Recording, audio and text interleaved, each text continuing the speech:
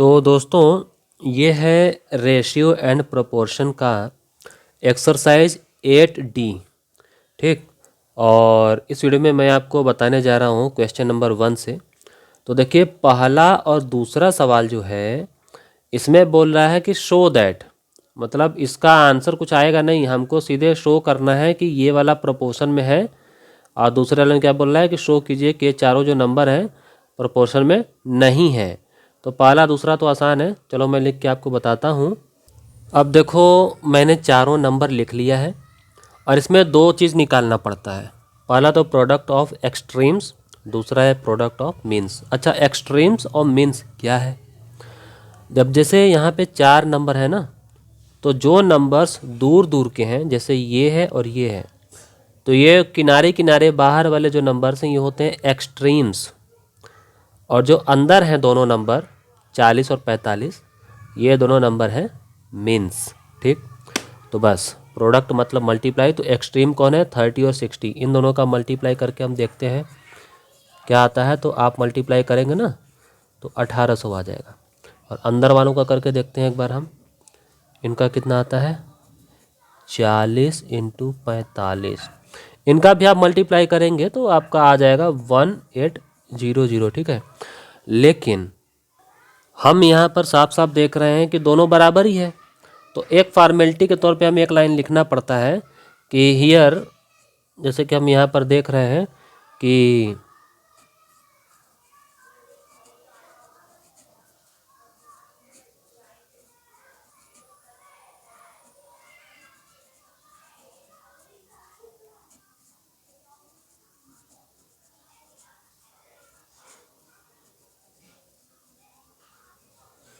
ठीक, यानी कि हमारा एक्सट्रीम और मीन्स का जो प्रोडक्ट है वो तो बराबर है। तो हम बड़े आराम से लिख सकते हैं कि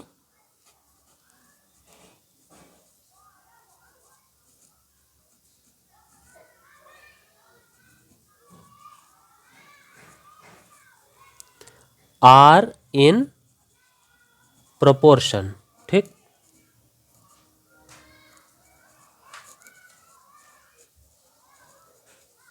यही हमको दिखाना था। अब देखिए दूसरे वाले में भी वही प्रोसेस है, प्रोडक्ट ऑफ एक्सट्रीम्स का ये है और इसका आप मल्टीप्लाई करेंगे तो आपका आ जाएगा इतना। ठीक है, और इसका मल्टीप्लाई करेंगे मीन्स वालों का तो इसका आ जाएगा। ठीक है, लेकिन हम देख रहे हैं कि दोनों ही जो है इक्वल है नहीं, तो अब हमको क्या लिखना पड़ेगा? इस तरह से, here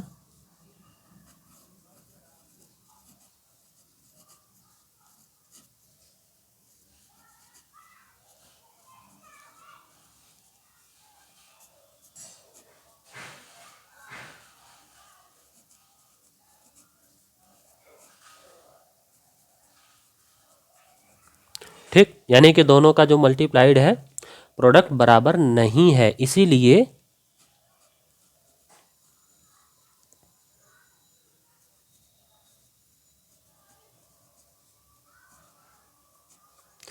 are not in proportion. ठीक है, बस यही प्रूफ करना था। अब देखो तीसरा वाला जो है इस तरह से चार नंबर दिया है ना, जिसमें से x की वैल्यू हमको पता करना है। तो इसके लिए भी आप एक बार स्टेटमेंट ऐसा लिख सकते हैं कि देखो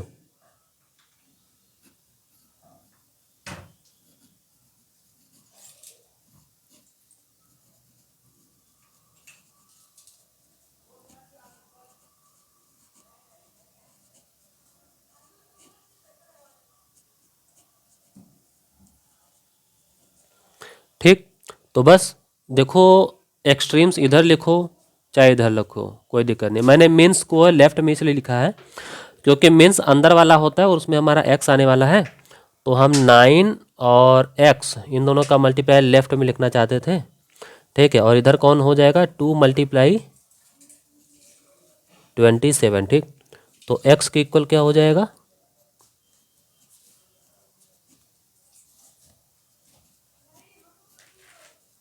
एक्स इक्वल हमारा क्या वैल्यू आ गया 6, आ गया आंसर। अब देखो चौथा वाला भी वैसा ही है, तो इसमें भी मैंने इतना फॉर्मेलिटी जो है लिख लिया है। अब आपको आगे क्या करना है, बस देखो वही फटाफट। मेंस में कौन कौन आ रहा है, एक्स और 16 ना, यानी कि 16x।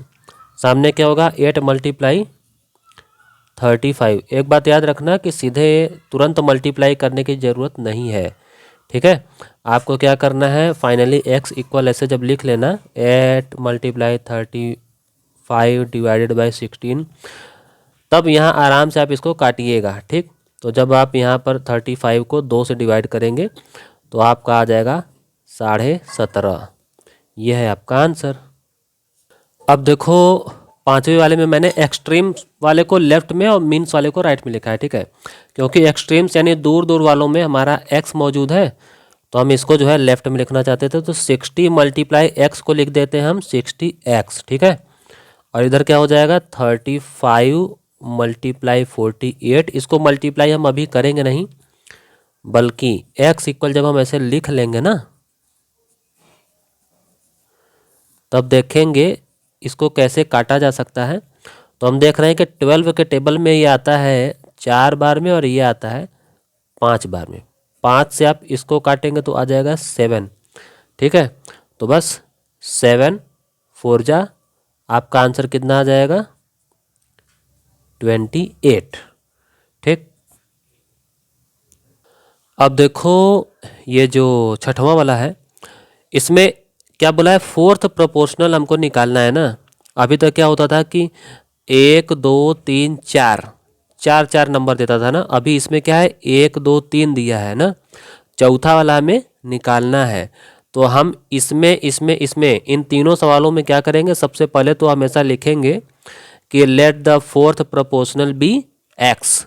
तो उसके बाद 1 2 3 और चौथा बन जाएगा x, तो हम बड़े आराम से उनको भी सॉल्व कर लेंगे। तो मैंने यहाँ मान लिया कि भाई फोर्थ प्रोपोर्शनल जो है वो x है, ठीक है। तो इसके पहले जो है 3 नंबर कौन कौन से थे, 8, ठीक है, 8 था और 36 था, और अब यहाँ पे हम 4 बिंदी लगाएंगे और 6, और तब चौथे जगह पे हम लिख देंगे क्या x ना। तो अब हम यहाँ पर भी जो है वही घिसा पिटा लाइन लिखेंगे।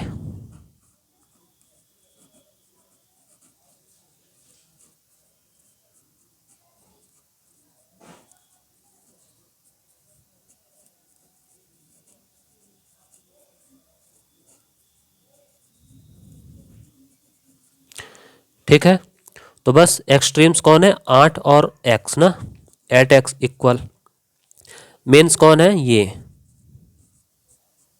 ठीक। तो यहाँ पे हमारा x इक्वल क्या आ जाएगा,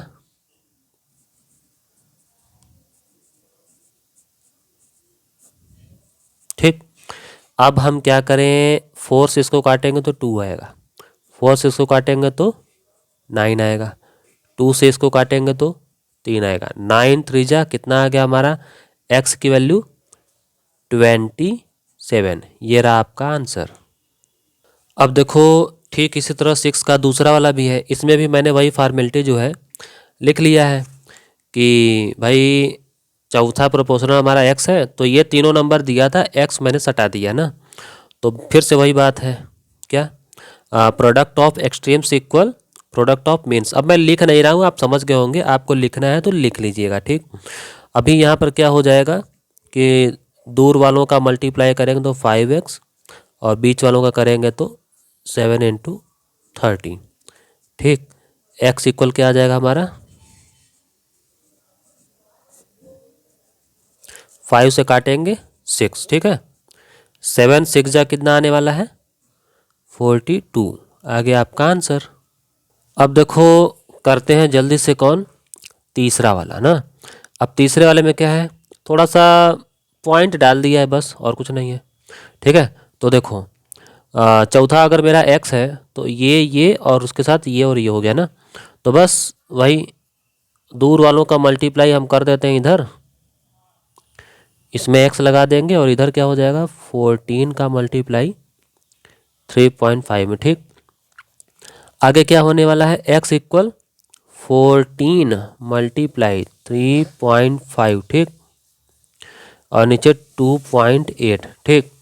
अब देखो 14 से इसको डिवाइड करेंगे तो यहाँ पर तो क्योंकि 14 टूजा होता है 28 ना, पॉइंट लगा था इसलिए हम भी यहाँ पे लगा दे रहे हैं, ठीक। लेकिन आपको पता होना चाहिए कि इस पॉइंट से इस पॉइंट को काटा जा सकता है क्योंकि दोनों ही लाइक डेसिमल है। लाइक डेसिमल समझते हैं ना, लाइक डेसिमल मतलब पॉइंट के बाद में जितना डिजिट इसमें है, जैसे इसमें पॉइंट के बाद में एक ही डिजिट है तो इसमें भी पॉइंट के बाद में एक ही डिजिट है, तो ये दोनों लाइक डेसिमल है, तो इसलिए इन दोनों का जो है डेसिमल भी हम ऐसे कैंसिल कर सकते हैं, ठीक है। तो आप जब इसको 2 से डिवाइड करेंगे ना 35 को, तो आपका आ जाएगा 17.5, ये है आपका आंसर। अब देखो 7वां जो है, इसमें 1, 2 और ये जो x है ये मिला दो तो 3 हो गया ना। तो ये तीनों नंबर्स को बोल रहा है कि ये तीनों कॉन्टिन्यूड प्रोपोर्शन में है, तो बताओ कि x की वैल्यू क्या होगी ना। तो देखो अब इसको कैसे करते हैं ना, देखो सबसे पहले तो हम यही लिखेंगे कि सिंस ये और ये आर इन कॉन्टिन्यूड प्रोपोर्शन, तो वी हैव क्या, देखो हमें ना ये 3 को किसी तरह से 4 बनाना है, और इसके लिए हम क्या करेंगे, जो बीच वाला जो नंबर है ना इसी को 2 बार लिखना पड़ता है, इसी को रिपीट करना पड़ता है। देखो कैसे, इस तरह से सबसे पहले लिखेंगे 36, फिर लिखेंगे ये 54, ठीक है। और मैंने बोला था ना कि बीच वाले नंबर को रिपीट करते हैं, इसलिए 54 को एक बार और लिखेंगे और किनारे लिख देंगे x को। तो ये है इसका तरीका, ठीक है। अब इसके बाद वही घिसा पिटा बात है, product of extremes equal product of means, ठीक है। तो अब हम आगे बिना ज़्यादा लेक्चर लिखे, आपको लिखना है तो लिख लीजिएगा, मैं तो आगे बढ़ जा रहा हूँ।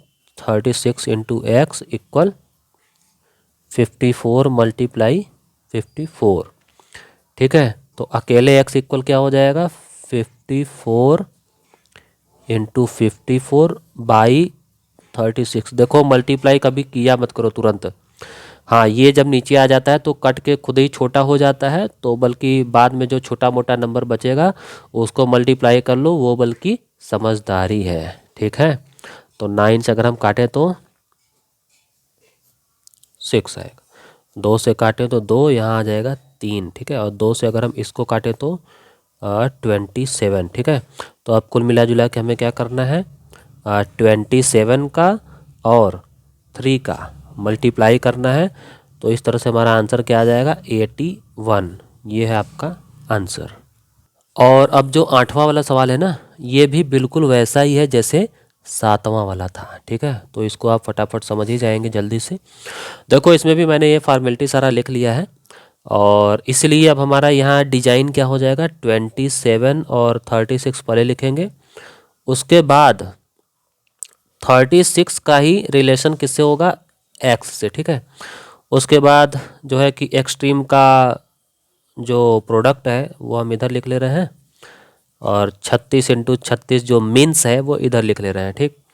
तो देखते हैं फटाफट इसका भी क्या आता है। एक्स इक्वल, लिखना बहुत पड़ता है, काम बहुत कम है, टाइम ज़्यादा लगता है, ठीक है।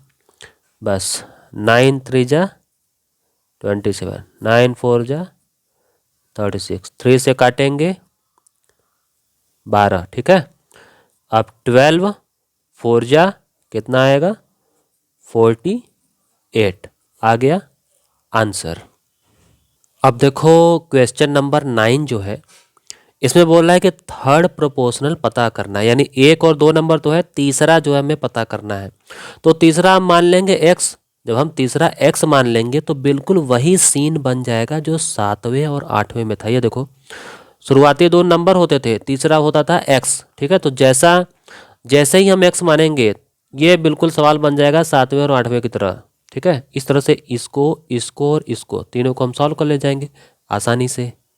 इसके लिए मैंने यहाँ मान लिया है कि जो तीसरा प्रोपोर्शनल है वो x है, ठीक है। तो अब क्या हो जाएगा, अब हमारे पास क्या मौजूद होगा, देखो 8 12 और x ना, लेकिन हम उसको इस तरह से लिखेंगे कि कुल 4 आइटम होने चाहिए, इस तरह से 8 का रिलेशन 12 से ना, उसके बाद 12 का रिलेशन जो है वो दिखा देना है x से, बस काम चालू। वही बात है, प्रोडक्ट ऑफ एक्सट्रीम्स यानी कि 8x equal product of means यानी कि 12 इंटू 12। ठीक, अब इसके आगे क्या होगा, x इक्वल, ठीक, इसको अब हम काटें तो कितना आ जाएगा, 4 से काटेंगे तो 3 और यहाँ आ जाएगा 2, 2 से काटेंगे तो 6, 6 3 जा, आ गया हमारा 18। ये है आंसर। इसी तरह से 9th का जो सेकेंड पार्ट है इसके लिए हमने लिख लिया है कि भाई इसमें भी मान लिया थर्ड प्रपोर्शन जो है x है ना, तो देन क्या हो जाएगा, 12, 18 और x। तो इसको हम किस तरह से लिखेंगे कि 12 का जो रेशियो है 18 से, वही रेशियो है 18 का x से। ठीक है, काम हो गया ना। अब देखो इसमें भी 12 का x से मल्टीप्लाई और 18 इंटू 18, x इक्वल, ठीक, 6 से काटते हैं तो 2, यहाँ आएगा 3, 2 से काटेंगे इसको 9, ठीक है, 9 3 जा 27, लीजिए ये भी आ गया आंसर। अब इसी तरह से देखो तीसरे में भी हमने थोड़ा सा लेक्चर लिख लिया है ऊपर कि हाँ भाई मान लिया थर्ड प्रपोर्शन x है, तो अब हमारे पास क्या मौजूद है, 4.5 और 6 और x ना, तो हम दिखाएंगे कि 4.5 का जो रिलेशन 6 से है, वही रिलेशन 6 का तीसरे वाले प्रपोर्शन यानी कि x से है ना। तो बस इसी को हम सॉल्व करते हैं, देखिए क्या आता है हमारा। यहाँ पे आगे हम क्या लिखेंगे, आगे हमारा हो जाएगा एक्सट्रीम का प्रोडक्ट यानी कि 4.5x हो जाएगा, और मीन्स वाले कौन है 6 इंटू 6। ठीक है, तो अकेला x इक्वल क्या आ जाएगा, 6 इंटू 6 बाई 4.5। ठीक है, आपको यहाँ पे डेसिमल से अगर दिक्कत हो रही है तो आप इस पॉइंट को गायब करके इसमें एक जीरो बढ़ा सकते हैं। ठीक है, अब क्या करेंगे, अब ये बन गया 45 बिना पॉइंट के, और ये बन गया 60। तो 45 भी 15 से कटता है और वो भी, तो 15 3 जा, और ये हो गया 15 4 जा, 3 से काटेंगे इसको 2 आएगा, और अब जो है हमारा आंसर क्या आएगा, 2 4 जा 8, लीजिए आ गया आंसर। अब देखो 10वां वाला जो है उसमें बोल रहा है कि third proportional to 7 and x is 28, यानी कि थर्ड कौन है 28 है, तो फर्स्ट कौन है 7, सेकेंड है x, और थर्ड कौन है 28। ठीक है, इसके लिए हिंट भी दे दिया है, तो चलो मैं भी इसकी फॉर्मेलिटी जो है कर देता हूँ। इसके लिए मैंने भी थोड़ा सा यहाँ पे जो है ज्ञान बांट दिया है कि भैया देखो ये और ये जो है कॉन्टिन्यूस प्रोपोर्शन में है, तो अब हमारे पास क्या मौजूद हो जाएगा, बीच वाले को ही रिपीट किया जाता है ना, इस तरह से 7 का जो रेशियो x से है, वही जो रेशियो है वो x का किससे है 28 से। ठीक है, ये हो गया हमारा पहला स्टेटमेंट, बस इसके बाद तो काम ही काम है। जो मीन्स वाला है इसका जो प्रोडक्ट है मैं लेफ्ट में ही लिख देता हूँ, और इसका मल्टीप्लाई करने से x स्क्वायर हो जाएगा, और सामने क्या हो जाएगा 7 इंटू 28। ठीक है, तो इसके लिए क्या हो जाता है ना कि x इक्वल जब आप लिखेंगे तो स्क्वायर जो है या इस पर रूट बन के चढ़ जाएगा इस तरह से। ठीक है, अब आप एक काम कीजिए कि इसके जितने टुकड़े हो सकते हैं उतना कर दीजिए, जैसे कि देखिए ये 7 इंटू, अब 28 को हम क्या लिख सकते हैं इस तरह से, 7 इंटू 2 इंटू 2, ये देखो 7 2 जा 14, 14 2 जा 28। ठीक है, तो अब इससे फ़ायदा क्या होगा कि ये इसका पेयर बन गया, इसका पेयर बन गया। आपको पता होगा कि स्क्वायर रूट निकालते समय जिनका पेयर बन जाता है उसको 2 की जगह पे सिंगल बाहर निकालते हैं ना, उसी तरह 2 ठो यहाँ पे 2 है तो बाहर सिंगल 2 लिखेंगे ना। तो इस तरह से हमारा यहाँ पर क्या आ गया, हमारा आ गया आंसर 14। ठीक है, और इस वीडियो में मैंने आपको जितना भी कुछ समझाया आपको अच्छे से समझ में आया, तो चैनल को अभी कर लो सब्सक्राइब।